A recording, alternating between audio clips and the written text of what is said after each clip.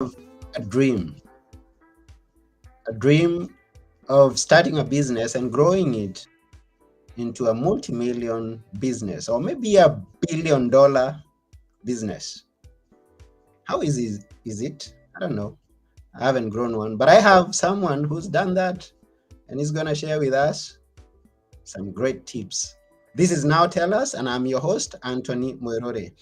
Please remember to share this with your friends so that they can also come and enjoy what we are discussing here today. And if you have a question, ask it. If you have a comment, we appreciate feedback. And without taking one more minute, I'm going to ask you to join me as we go together to meet our guest today, who is known as Tana Chidester.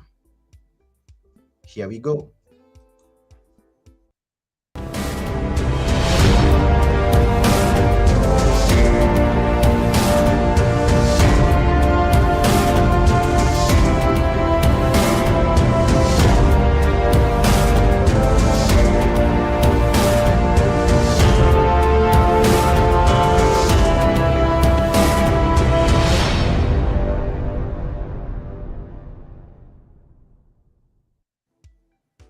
Hello, Tana.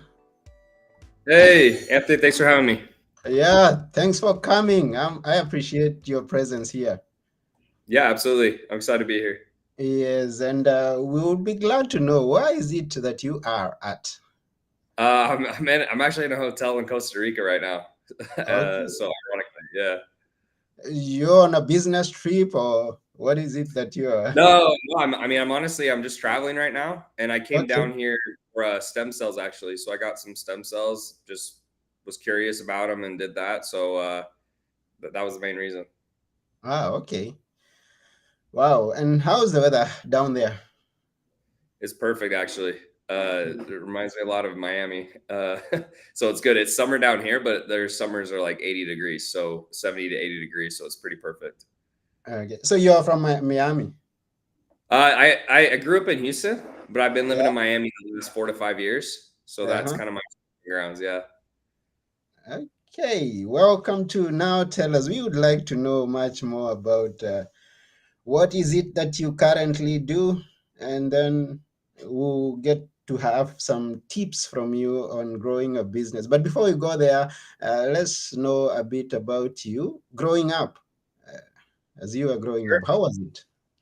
Yeah. How was it? Well, so I have six siblings. I got two brothers, four sisters. My mom was a stay-at-home mom. My dad was a teacher. Pretty conservative household. So very conservative. As a kid, I was bullied quite a bit. I was kind of strange, you could say, or weird. And around 12 years old, when I started to pick up on that, I started working out pretty religiously. I would go to the gym before school. And that's kind of how I started building confidence. And, people started giving me compliments. And then that actually turned into sports. And I played American football from about 12 to 22. I took it very seriously.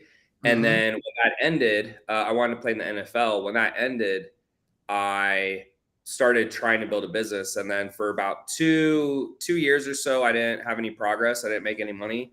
And then around 25, I made my first million doing an online fitness company. The next year, I started consulting trainers who would ask me how I'd done it, and that did 10 million. And then the next year, I started opening it up to any general business owner, and that did 15 million. And now we've done in excess of $60 million. And I stepped out. You asked what I'm doing now. I actually stepped out as CEO on the 1st of January, and so now I'm just in an advisory role and an owner. And currently, I'm just traveling the world doing podcasts, reading books, and kind of whatever I want. So that's where I'm at currently. Wow, wonderful. And what got you interested in business at the first place? It's not everybody that goes into business.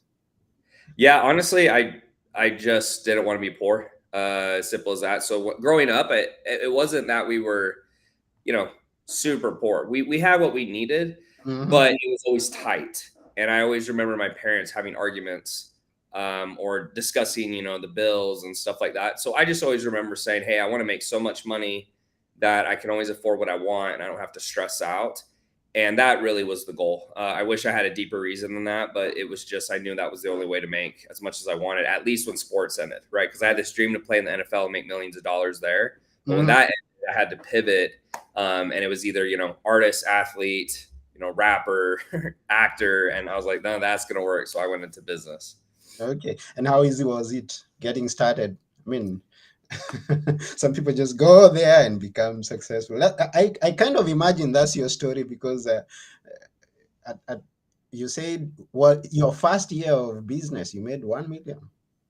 Well, not technically when I started making money. So my Okay. first year of business, so I really started trying to build a business around 22 and a half or so, Mhm. somewhere in there.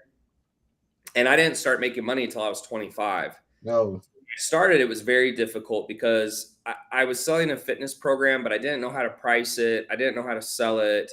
I didn't know how to market it. And I tried doing things on my own until I was about 25. And then when I turned 25, I just felt this clock in my head of I'm running out of time. And so Hmm. that's when I actually went and started hiring coaches and mentors. And then that year I made my first million. So when I actually started making real money, my first year I did a million, but the first 2 years, I only made probably $2,000 in 2 years. It wasn't good. It wasn't good. And I almost quit about 5 times, ironically, which is crazy now. But during those years, I really had no idea what I was doing. That was a first one. Because the stories that I usually hear of someone who's grown a big business says it took me 10 years, 20 years to make my first million. So yours Wow. must have been a real quick one. I guess. Yeah, I guess so. Uh-huh. So you share with us some of the secrets that made you that successful. Uh, we'll be glad to hear them. Yeah, I think, well, the main one, when someone asks what was that shift, how, you were going from making nothing to start making a lot. Mm, The biggest shift, honestly, was just the price point. And I was selling fitness programs at a $47 price point. And so if I sold three in a day, I'd only make 150 bucks, which really didn't change my life. I then was told, hey, change your price to $1,500 plus. And when I changed it to that number, everything started clicking. Everything started changing very rapidly because, now if I got three clients, I would make 5 grand, give or take. So as easy as that sounds, I just went from messaging people or posting links with just a link to buy to messaging people to get them on a call. And then I sold them a higher price point. And I think I had this limiting belief that no one would buy at that price because it didn't make sense to me. Why would someone pay me $1,500 when they can get it here for 50? But people will do it if you can build enough value and you can give them enough attention. So as soon as I did that, things just, I went from zero to basically making 10K in a week. And then I just kept taking every single dollar I had outside of my living expenses and I just poured it back into my business. And so that's kind of been the story ever since. and my question is, and something that the listener or the viewer could be wondering, is this the same thing that you are selling at 50 and again at 1500? Exactly the same thing? Yeah. Well, that's a great question. It's the same thing. So the only real difference is, well, I would say this, it's more customized. So when I was selling a $47 program, they would buy it and it would have different options, but it was already preset options they would choose. So it would have, for example, anywhere from 1,500 calorie diets to 5,000, and it would Hmm. have anything from 1 day a week working out to 6, and they could pick. When they pay this higher price point, I can take the time to customize it to exactly their needs and their wanting, and they have Hmm. communication with me. So the increase in price point, really what they're paying more for is customization and then Hmm. attention. So it's similar, right? Like, I mean, it's similar, but you're getting a lot more attention from myself, and then it's a little bit more customized. But overall, to be frank with you, I still didn't think they would buy it at that price point. It surprised me when it first happened. Mm. Because I'm also not imagining. I mean, I am offering something at $28, and then I'm going to put it at 1500 or maybe 2000, and then it means it's off this world for me to make that shift. Right. And it was, and honestly, I didn't think it would work, but I was so desperate because everything else I tried hadn't worked. If you had told me that when I started, I probably would have ignored you, but I was so desperate. And then when I got on a couple calls and they paid right on the phone, I mean, they were giving me the credit card right on the phone. I couldn't believe it. I was shocked. I couldn't believe that it was actually happening. So how was it the first, tell me what it was like, that first client, that first customer that said, okay, let's do it. How was Yeah. it? So, well, so after I closed the deal, I remember the first feeling I actually had was anger, because I felt that for 2 years I'd gone through a really hard time and I was this close the entire time and I didn't know it. So the first feeling I actually felt was anger. The second feeling was probably elation that, okay, I figured this out. And then actually the third thing I did after that was I actually called my parents and I said, hey, I figured this thing out. I'm going to move home if you let me, so I can save money on rent. And then I'm going to build a business. And I actually built my empire out of my parents' bedroom, one of their bedrooms. And I did that just because once I started making sales, I just didn't want to lose it. I was so scared that it was going to go away. And so I just did everything I could do to continue to make money and focus. Where were you before that? If, I before was, you moved into your parents' house? yeah, so I was actually doing door-to-door sales in North Okay. Carolina for a company called Alder. Yeah. And before this had taken off, I was knocking on doors, thinking, right? I didn't know this at the time, but I was thinking, hey, if I just make more money, I'll have a real business. But really, what actually helped me, Anthony, ironically, is the door to door knocking made me super, super skilled at sales.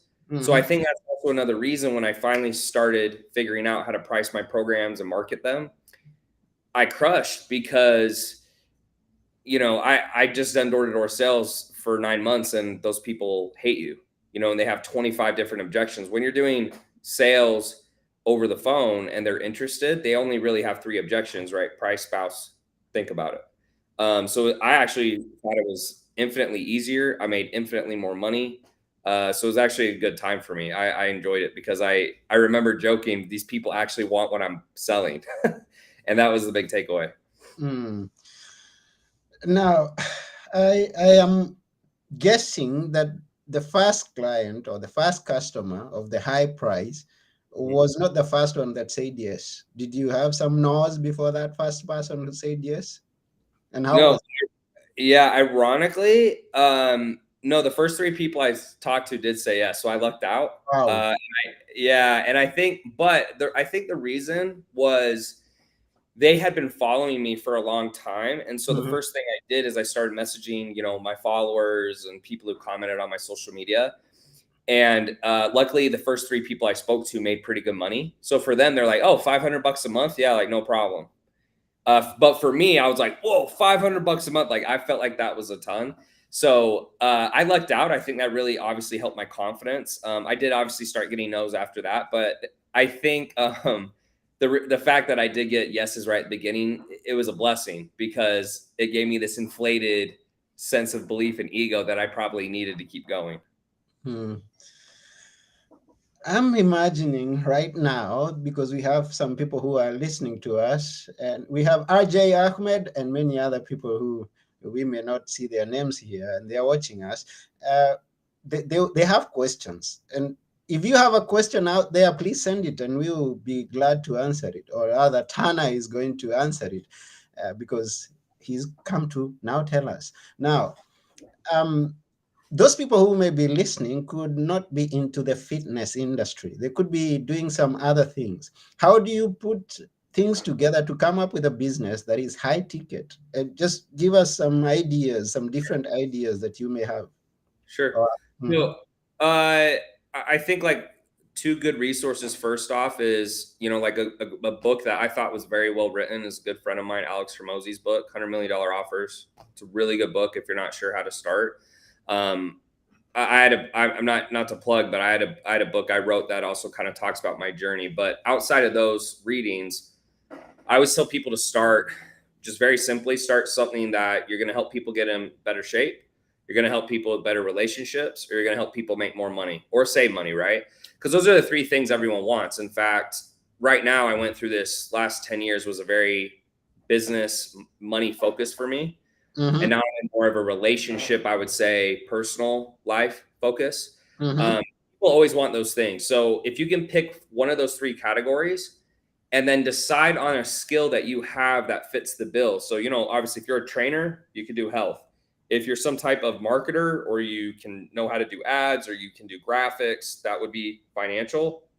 And then if you're a dating coach, or you've been in marriage for a while, you can do relationship. A lot of times, Anthony, people will say, "Oh, but I'm not good at anything," which I don't think is true. But if you really don't think you're good at anything, what you can do is go to a site called udemy.com. It's udemy.com. And they Mm-hmm. have courses on anything you can think of that are very cheap, right? So if right out of the gate you're like, "Hey, I can't afford a guy like Tanner," or "I don't want to spend that much money," you can just go there, and they have skills from Facebook ads to mindset coaching, or anything you can possibly think of.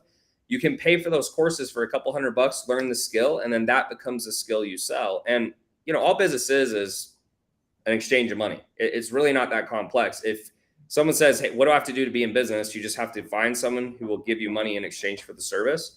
So Mm-hmm. that's really the best way to start. And then once you do that, you just start reaching out to people on social media, whether it's people who follow you, or you can do what I call cold DMs to people who don't know you.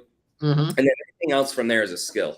And those skills just have to be learned, so you can either go do door to door for 9 months like I did, or you can put in your 10,000 hours sitting at home on the couch. But either way, you got to put in your hours. Mm. Thank you for that. Sure. I choose relationship. Let's say I am a family man. I've been married for some time. Give me a high ticket package that I'm going to offer someone. Sure. So typically in relationships, it's either going to be for guys. So guys specifically, one of the ones you're going to see all the time is, "Hey, are you a guy who, you make good money, or you're in good shape, but you're not confident with girls?" So maybe dating, right? The other one is typically going to be how to have like a more fulfilling marriage, or like how to stop getting a divorce, right? Because that's obviously a big pain point. One of those two is typically going to be what you're going to go with. And then when you go to them, you just the thing you say is, "Well, hey, it's $5,000. Oh, that's a lot. Okay, well, if $5,000 saves your marriage, are you good with that? If $5,000 helps you find your next wife, are you good with that?" And the answer is always yes, right? It's just building enough value. Those are typically the two I see the most. Now, I'm sure there's others, but if I was going to do some type of relationship course myself, right, with what I know, it would be about dating, right? It'd be for guys on how to get beautiful women, or how to talk to them, or how to treat them, or whatever it is. For you, it might be more marriage based, but I would just go with one of those two angles. And then when it comes to the price point, it just has to be a big enough pain, and you have to build enough value that your program, right, whatever you're going to teach them in the program, the three things you're going to teach, or the two things, is going to be enough to fix their problem. That's all it comes down to.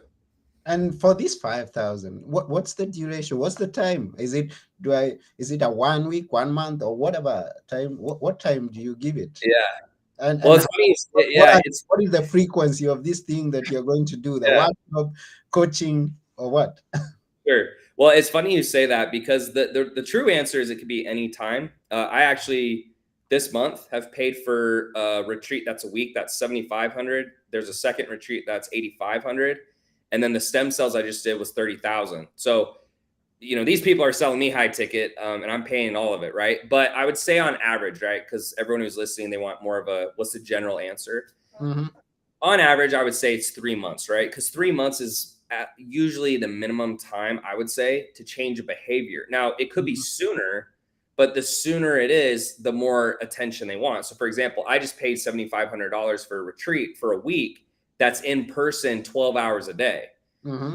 So it makes sense, right? It's like it's a Yeah. week, but it's all day long. If you're doing $7,500, but it's all online, and you only do, let's say, one call a week, that it's going to have to be a longer timeline. And it doesn't have to. It's just, I think, for most people to wrap their head around the price, that makes it easier. So I would say on average, it's going to be 3 or 4 months. Um, Depending on, if you're just starting out, you might offer them, hey, you get one call a week, or one call bi-weekly, and then you can message me as much as you want on Voxer or Slack or WhatsApp or text message, whatever you want. And then you might also have course material, right? So, hey, watch these videos, do these things. And that typically is what you would say you would see on average. Obviously, it's completely vary per business owner, but that's what I would suggest, like, as an average answer. Thank you. and we appreciate that insight. Now, I know you've interacted with a lot of businesses, and as maybe you also faced this challenge somewhere along the line. What could be the biggest challenge that you've heard people who are in business talk about, or have witnessed them face this challenge? Yeah. I the biggest issue for most people is they're just not very good. Um, and what I mean by not very good is they're not good at sales specifically. Mm-hmm. Because if you're good at talking, if you're good at speaking, if you're good at convincing, everything else doesn't have to quite be as good. Because so for example, let's say you're very good at persuasion, but your program actually sucks. Well, they don't know your program sucks until they actually buy, right? So the way a business stays in business is you keep making money. So even if you had a bad program, if you're getting 5,000, 5,000, 5,000, you can continue to use it to make a better business, to make a better program, to get new clients that you do a better job. But if you have a great program, but you can't make any sales, you're still going to go out of business. So I think the biggest issue I see for 99% of business owners is simply they're just not very good at communication. They're not good at messaging. They're not good at conversations on the phone. They don't know how to do a sales call. They don't know how to convince someone. They don't know how to persuade. They don't know how to handle objections.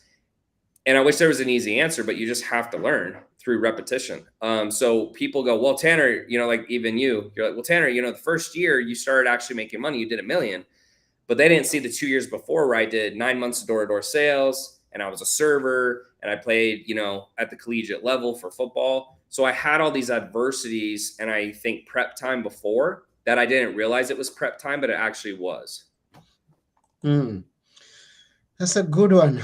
And also, Jordan, Anthony says that's a great point. So thank you, Anthony, my namesake. And everyone else who's watching out there, please give us feedback, comment, ask a question, or anything. We appreciate that. And I'm imagining being a millionaire. They say that birds of a feather flock together. So I'm imagining that you've rubbed shoulders with some high flying people. Uh, any names you could drop if you would? Yeah. So I actually have, if you go to my Facebook, there's a pinned post at the top and it's got about 30 people who I've had conversations with who have sold for either 9 or 10 figures. Mhm. Um, I would say one of the, I brought up Alex Ramosi earlier. I consider him a good friend and he's obviously a great business owner, but I've talked about 30 plus people or so. I wouldn't say like I'm the best friends with all of them, but obviously acquaintances. But some that like pop off is Justin Hartfield. He sold Weed Maps for 1.6 billion. Scott Cohen sold for over $1 billion. I talked to Kim Perrell. She sold a company for over 100 million. So quite a few people, but when I'm on those calls, I'm usually picking their brains and trying to see what I can learn from them. That's good. So you've been learning quite a lot.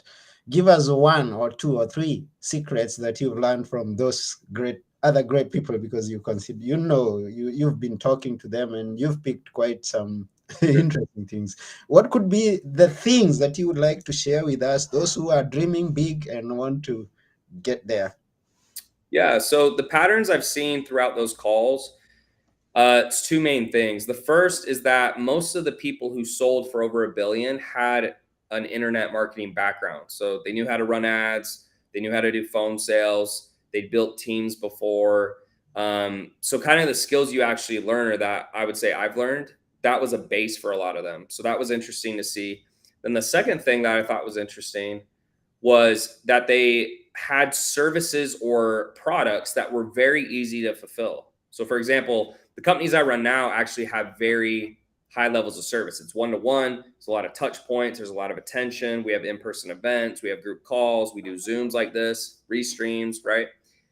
What they had is it was almost zero fulfillment. So I'll give you an example. Justin Hartfield sold Weed Maps. Weed Maps is like Yelp for weed. So all he would do is he would have all these business owners who had weed stores who would pay him to list on there and get ranked. And then people would go and comment and say, oh, this is a great store. This is a great weed product, whatever.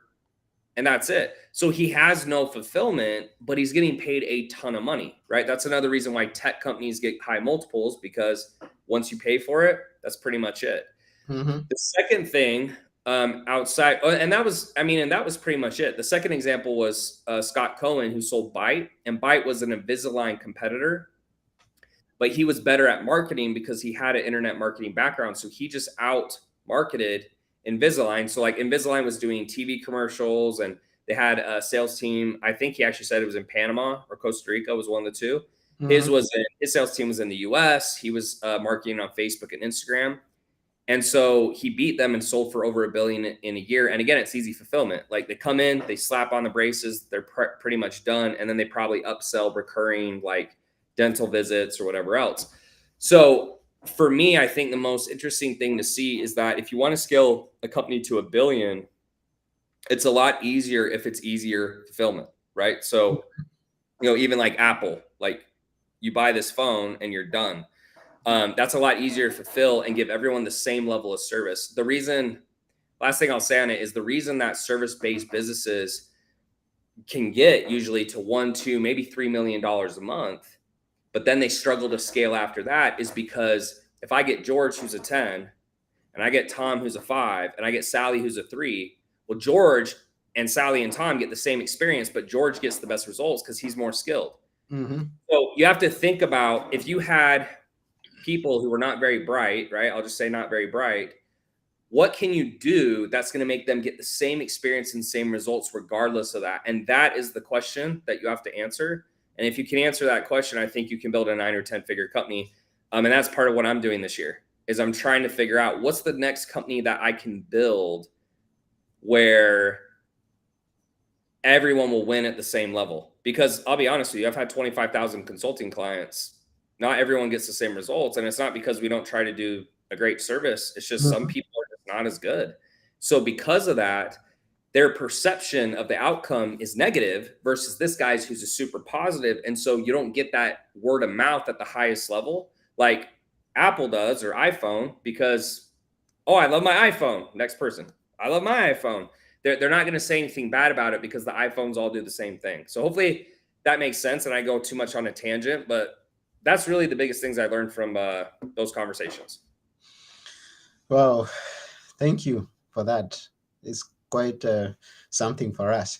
Now, I want to imagine, and many people would agree with me, that nobody succeeds alone. So, how was it, or how has it been up to now, with you working with people, or people working for you?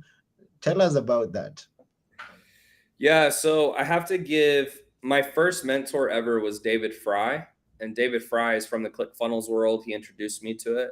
Mm-hmm. He taught me everything I know about building products and sales pages and ads. He kind of gave me that infrastructure that I needed to go and be successful.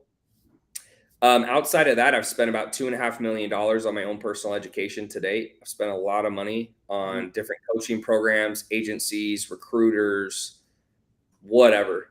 And that's part of the game. And I think that's good because you learn very quickly and you know what not to do and what to do. Outside of that, building my teams, that's been a great learning experience. We have 100+ people now, and you just learn a lot. I mean, you learn a lot about building teams, about culture. In fact, I didn't think culture really mattered at all. Now I think it matters more than anything. You learn about the fact that hiring someone with more experience tremendously helps your business more because you don't have to spend all your time managing them and training them. You can just leave them alone and they can do stuff. But to anyone who's, looking for mentors or they don't feel like they can afford them, I can't remember them off the top of my head right now. I actually made a reel about this, but if you just type in how to find a mentor on Google, there's like 3 sites that I forget the names right now, but you can go and I think they're as cheap as like $30 a month where you actually have access to someone where you can ask questions and get help. And it may not be the best in the world, right? But there's very few places you can pay $30 a month and get a mentor who has some type of business savvy or experience around the thing you're trying to do. So the big thing is if you want to be successful, there's ways. You just have to be willing to do what it takes. It will be uncomfortable and it won't always be fun, but I mean, that's why success feels good because it's hard. Wow. And I just love the way that you're giving it out there. Someone go here, go there. And you're just letting people know that success is out there somewhere. You've just got to go and research, go and find out, and go and do something. Yeah, I mean, I used to think that if someone else was successful, then it meant I couldn't be. Mm-hmm. But the reality is that the size of the pie remains the same. So, if this is all the money in the world, if someone else is being successful, all it means is that they're taking a bigger chunk of this same size pie. But if you can go out and deliver a service, all that will happen is some of that money they're having will get siphoned to you because people will decide to spend with you versus them. And I Mm-hmm. never I never thought of it that way. I just thought, well, if he's making a lot of money, that means I can make less. But that's just not true. There's so many people that the size of the pie always remains the same, or sometimes it gets bigger because our governments keep printing money, right? And that's why there's inflation. And then Mm-hmm. all you have to do is take your handful, and then usually it just gets reallocated from someone else. So it's not there's plenty for everyone. Like, you just have to be willing to go out and do it, and you get paid based on the skills that people deem you have. You get paid no less or no more. So if you want to get paid more, you have to bring more skills to the marketplace, or you have to be more valuable, and you'll get paid accordingly. That's just how it works. Oh, that's very good. Now, okay, we come from sending people out there now to inviting people. Invite people someone who's listening to come. What kind of a person would you invite to get closer to you, and in what way uh, would would it be of benefit to both of you? Yeah, so, like, I mean, if someone was trying to get close to me, you said. Yeah.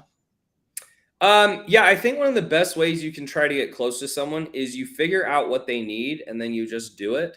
Mm-hmm. So a lot of times people will message me, or they'll say, "Hey, can I work for you for free, or can I do this thing for you?" The problem is, if someone says, "Hey, can I work for you for free?" I have to figure out what he can do, right? And then I have to train him. So that Okay. doesn't actually really benefit me, right? Because now I have to take time out of my day to show him what to do to make him useful for me versus he just does it. The other thing is, then if they say, "Hey, what can I do for you?" I have to think something up. So I think what is really beneficial, or what gets you ahead, is if you have someone that you're trying to get close to or influence, figure out what they need, right? So let's say you're a video editor Mm-hmm. and you wanted to impress me. Go find my clips, edit them up, make them better, come to me and say, "Hey, I don't know if you need a video editor, but I took some of your clips and here's some of my work. Let me know if you'd like, to see more." Like, that would be something that would take me a lot more likely to respond, more likely to bring them on the team than Mm-hmm. if they just say, "Hey, I'm a video editor. Do you have work for me?" So I think that's a key point, and that's something that I'm trying to do with my closer relationships, or people I want to get close to, is try to figure out what it is they need and Mm-hmm. just send it to them without asking anything. And then they feel a lot more likely, or it's a lot more likely they're going to reciprocate that action. Mm. Wow, that's is quite. Now we are almost coming to the end of the show, but we feel like just staying there and listening to much more of what you've got to say to us today. But since we've got to go at some point, how can people find you? Because I know there are people who are interested to know about more about you. How would you advise them to get to know what it is that you're doing, how to get to connect with you? Sure. Well, yeah. So YouTube, I'm going on. I'm trying to do as many videos as I can. So YouTube would be the first place, just my first and last name, and then if not YouTube, Instagram. Those are probably the most two active platforms for me. Mm-hmm. Uh, right there, one of those two places you'll see me. And would you like to share with us your website, or we just Yeah, keep? yeah. If for anyone who's listening, obviously, I've scaled a coaching business to 60 million plus, and if that's something you're looking to do, or you're trying to learn skills on how to build a business, one of my companies is elitecos.com, and you can just check us out there. Okay, that's wonderful. Yeah, so everyone, you can go to www.eliteceos.com and connect with Tanner there. It's wonderful. We appreciate your presence here. It's been a wonderful moment with you here. And yeah, we will definitely go and apply some of the things that we've learned here. Thanks so much for having me, Anthony. Appreciate it. Looking forward to be a millionaire sometime soon. So, but then that I need some. I don't know. I'm gonna practice 28 to 1500, 28 to 1500, maybe. That's not easy. It's Because not. It's a jump. It's a jump, but it's like anything. Once you it's a do it once jump. or twice, it's Yeah, it's a jump. But we're gonna get there. If you have a big dream, then you're gonna take some big steps. I agree with you. Now, before you go, leave us with a few things that we should always remember. Which are they? yeah. I think people will ask me, what are the things you wish you did differently? And so I think what I wish I had done differently was I wish I had hired help sooner. So I wish I had just went and humbled myself and become more resourceful, saved more money, paid someone. Um, and then I think number two is just it sounds very cliche, but you just never give up. And the reason I say that is not because I think it sounds good out of a book, but if you look at my first 2 years of business, I made $2,000, right? If you look at my next 4.5 years or so, I made 60 million. And so just because you're struggling now doesn't mean you're always going to struggle. In fact, it means it's probably more likely you're closer to success because when you fail, you learn not don't do this, don't do this, don't do this, don't do this, don't do this. And so you're getting closer and closer to what the truth is. So I would just highly recommend people, I almost quit. I feel I have a very strong mentality and I almost quit and went back to school. And so I know if I almost did that, then people who are watching this could also be thinking that. And so the sooner you hire someone, typically, the sooner you will speed up your success. And the more likely it is you will be successful because the longer you go without, a little bit of a win, you're more likely to quit. Because if you're spending all your time trying to build a company, you're making no money, and people are laughing at you and telling you you're stupid and you should stop wasting your time, after a while, you'll start to believe them if you haven't had some success. And so I stuck through it and I barely made it, but I was very close to not becoming who I am today because I was prideful. So that's really the two things I leave people with. Wow, thank you. They are great points there. Just wondering to myself, which part of my business should I think of hiring first?